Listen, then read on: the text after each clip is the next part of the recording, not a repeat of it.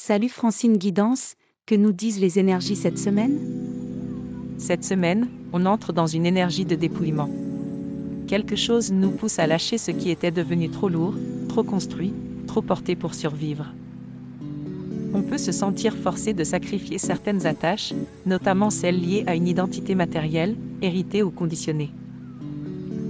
En énergie rouge, la carte 27, le trèfle, nous ramène à l'action et aux opportunités concrètes.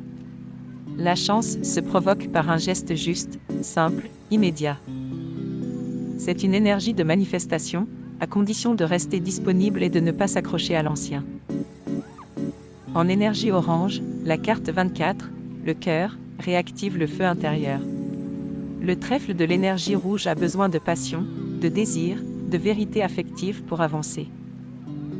C'est une invitation à incarner, non plus en théorie, mais dans une action vivante.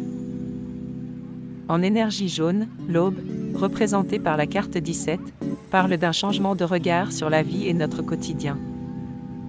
Nous nous engageons dans une nouvelle routine, une nouvelle perspective, pour remettre du sens dans ce que nous vivons.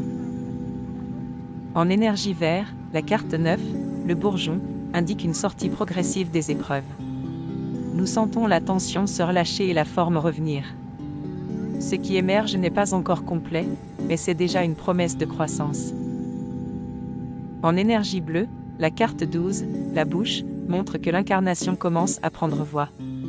Ce qui est en développement cherche à s'exprimer et à s'affirmer. On traverse un seuil. En effet, dire devient un acte de présence. En énergie indigo, la carte 1, l'oreille, nous éclaire. L'essentiel se prépare dans le silence, et demande écoute plutôt que précipitation. Ce qui se forme en profondeur s'apprête à résonner au bon moment.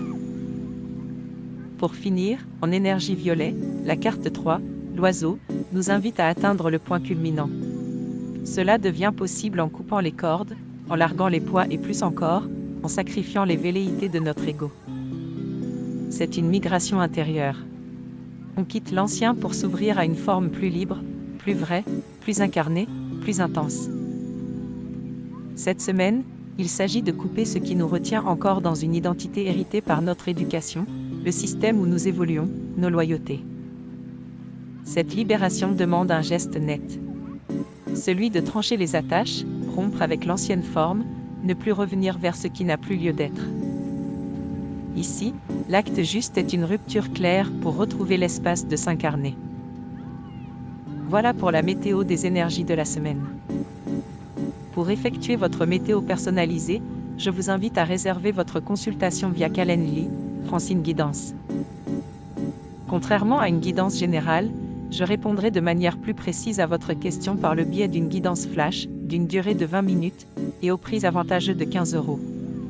Merci à vous et à bientôt.